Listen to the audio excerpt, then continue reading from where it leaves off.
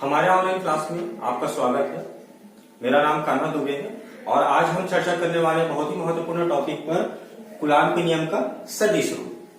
ठीक है, बिल्कुल सरल शब्दों में आपको बताने का हम प्रयास करेंगे।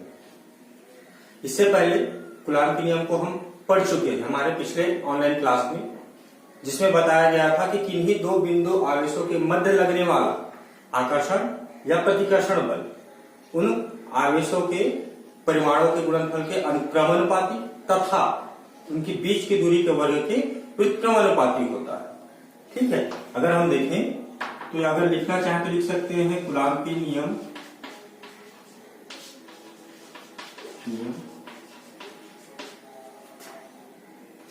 ये होता है लगने वाला बल एक अनुक्रमानुपाती होता है, या लिख सकते हैं अगर इसको वैल्यू निर्वात लिए प्रदर्शित करना चाहे 1/4 pi epsilon 0 into Q1 Q2 बटे R का वर्ग, इस प्रकार से प्रदर्शित किया जा सकता है। लेकिन अगर इसी का सदिश निरूपण हम करना चाहे, सदिश रूप में क्या करना चाहे, निरूपित करना चाहे, प्रदर्शित करना चाहे, तो क्या करेंगे कि भाई हम यहां पर ये अक्ष बना लेंगे 3 डायमेंशनल का, ये एक्स अक्ष, वाई अक्ष और ये जेड अक्ष। ठीक है, दो बिंदु आवेश को हम लेते हैं भाई, एक्स और वाई अक्ष पर दो बिंदु आवेश उपस्थित है, यहां पर दो बिंदु उपस्थित है। ठीक है, इसको हम मान के चलते हैं बिंदु P और इसको मान के चलते हैं बिंदु Q। यहां पर आवेश उपस्थित है, Q1 आवेश उपस्थित है बिंदु P पर, और बिंदु Q पर हम मान के चलते हैं कि आवेश है Q2। दोनों के बीच कुछ न कुछ डिस्टेंस होगा, दूरी होगा, उस दूरी को हम क्या कर सकते हैं, व्यक्त कर सकते हैं यहां से। ठीक है, उसके बाद क्या करेंगे, इसका संबंध करा देंगे। ये हमारा क्या है, मूल बिंदु है जिसको O से हम प्रदर्शित कर सकते हैं। और क्या करेंगे कि बिंदु P को बिंदु O से मिला देंगे। तो देखेंगे यहां से यहां तक की जो दूरी है R, चूंकि Q1 आवेश के कारण दूरी है तो ये R1, और वेक्टर फॉर्म में इसको क्या कर देंगे, प्रदर्शित कर देंगे, क्योंकि जाहिर सी बात है आपका क्या है, कूलाम के नियम का सदिश निरूपण, तो सदिश के रूप में उसको हम प्रदर्शित कर देंगे। उसी प्रकार यहां पर देखेंगे कि भाई बिंदु Q को बिंदु O से मिला देते हैं। यहां से यहां तक की जो दूरी है इसको, चूंकि Q2 आवेश के कारण है तो ये हो जाएगा R2, और इसको भी क्या करते हैं, सदिश रूप में क्या कर देते हैं, व्यक्त कर देते हैं। उसके बाद यहां पर देखेंगे भाई दोनों की दिशा, दोनों पर बल कार्य करता है, ये देखिए, लेकिन दोनों की दिशा क्या रहेगी, विपरीत रहेगी। Q1 आवेश के कारण Q2 पर लगने वाला बल को किसके द्वारा प्रदर्शित करते हैं, F के द्वारा प्रदर्शित करते हैं। और किसके कारण, Q1 आवेश के कारण Q2 पर, तो पहले वाले आवेश के कारण Q1 आवेश के कारण Q2 पर लगने वाला बल। ठीक है, तो ये Q1 आवेश के कारण Q2 पर लगने वाला बल इस दिशा में, और Q2 आवेश के कारण Q1 पर लगने वाला बल इस दिशा में क्या करता है, कार्य करता है। लगने वाला बल Q2 के कारण, तो 2 के कारण 1 पर लगने वाले बल की दिशा को क्या करता है, प्रदर्शित करता है। ठीक है, यहां से यहां तक की जो दूरी है उसको भी हम व्यक्त कर सकते हैं कि अगर Q1 के कारण Q2 पर, तो जो दूरी है ये दूरी को भी व्यक्त कर सकते हैं R1 के कारण 2 पर, तो R1 2, और यहां से Q2 के कारण Q1 पर लगने वाला बल, तो इसको प्रदर्शित कर सकते हैं R2 1। इस प्रकार से क्या किया जा सकता है, प्रदर्शित किया जा सकता है। और दोनों बिंदु आवेश ध्यान रखेंगे कहां पर स्थित है, स्थिति सदिश कहां पर है आपका, X और Y पर। अब इसी के लिए अगर हम क्या कर व्यंजक की गणना करें तो लिख सकते हैं कि Q1 आवेश के कारण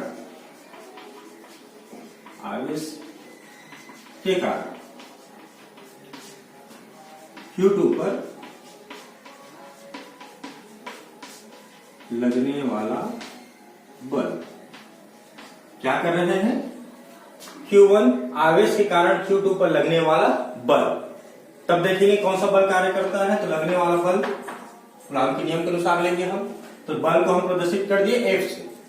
ठीक है, और यहां पर देखेंगे किसके कारण, Q1 के कारण Q2 पर, तो 1 के कारण आवेश Q2 पर, Q1 आवेश के कारण Q2 आवेश पर लगने वाला बल इक्वल मान कूलाम के नियम से, चूंकि उसी के नियम का निरूपण किया जा रहा है तो 1/4 पाई एप्सिलॉन 0 इंटू यहाँ पर आवेश क्या है Q1 और Q2, ये Q1 और Q2। दूरी, तो दूरी क्या रहता है, दूरी रहता है r का वर्ग। लेकिन इस बार क्या करेंगे, Q1 आवेश के कारण Q2 पर, तो Q1 आवेश के कारण Q2 पर लगने वाला बल और स्थिति सदिश के रूप में क्या कर देंगे, प्रदर्शित कर देंगे। ये स्थिति सदिश, यहाँ पर जब भी क्या किया जाता है, सदिश के रूप में निरूपित किया जाता है, तो यहाँ पर क्या करेंगे, जो दूरी को क्या लगा देंगे, कैप लगा देंगे और बता देंगे कि वो कहां से कहां तक की दूरी है। तो वो पहले वाले आवेश Q1 आवेश के कारण Q2 आवेश की दूरी को क्या करता है, प्रदर्शित करता है। जहां पर हम ये निश्चित कर देते हैं कि r कैप क्या है, यह एकक सदिश है। किसका, Q1 आवेश से Q2 आवेश की दूरी क्या करता है, व्यक्त करता है। इसको मान के चलेंगे समीकरण 1। उसी प्रकार जैसे Q1 के कारण Q2 पर ज्ञात किए हैं, अब क्या कर सकते हैं, Q2 के कारण Q1 पर भी क्या कर सकते हैं, ज्ञात कर सकते हैं। ठीक है, तो ज्ञात कर लेंगे Q2 आवेश के कारण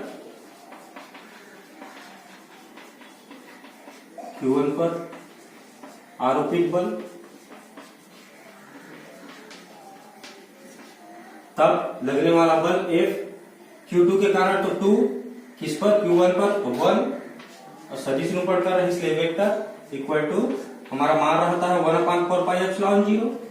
दो आवेश है Q1 और Q2, दूरी, तो दूरी का क्या रहता है, वर्ग रहता है और इसका वेक्टर, और इसका दूरी तो दूसरे वाले आवेश के कारण पहले वाले आवेश की दूरी, तो दूसरे से पहले की दूरी।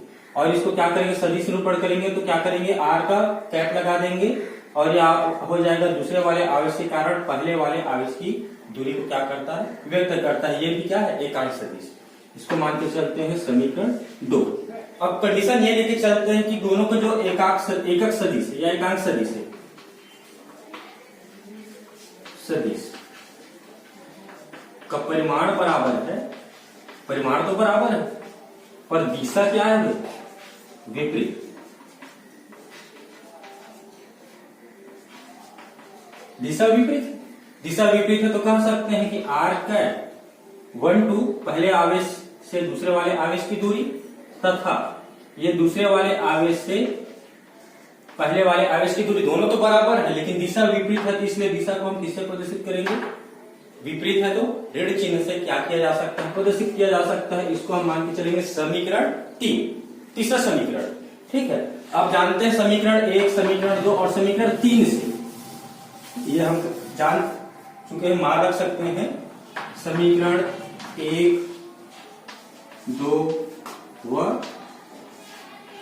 3 से क्या कर सकते हैं कि बता सकते हैं कि यहाँ पर दो बल भी कार्य कर रहे हैं। जैसे एकक सदिश आपका क्या है, विपरीत है लेकिन परिमाण में बराबर, उसी प्रकार यहाँ पर जो बल कार्य कर रहे हैं वो भी क्या रहेंगे, दोनों विपरीत रहेंगे।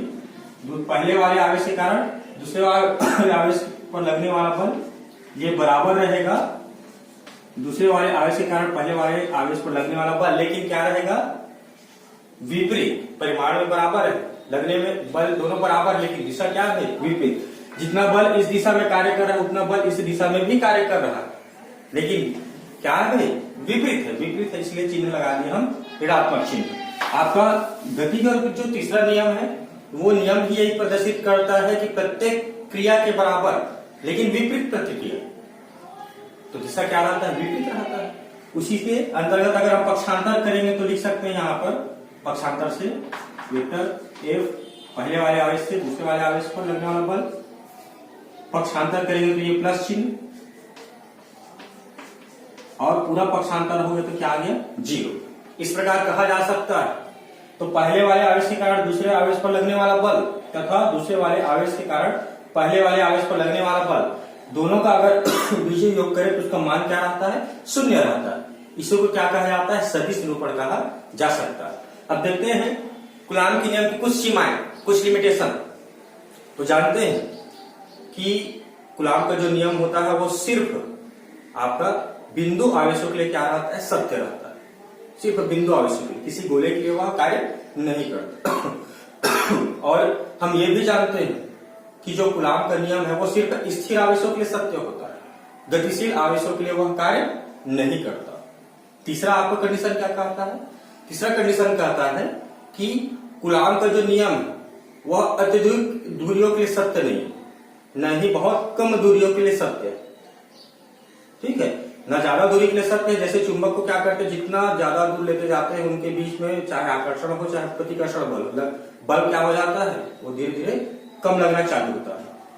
इसलिए ना तो वो ज्यादा दूरी के लिए सत्य है और न ही बहुत कम दूरियों के लिए। 10⁻⁻15 मीटर से अगर कम दूरी पर हम रखें तो वहां पर फिर नाभिकीय बलों की क्या हो जाती है, प्रधानता हो जाती है, नाभिकीय बल लगना चालू हो जाते हैं। ठीक है।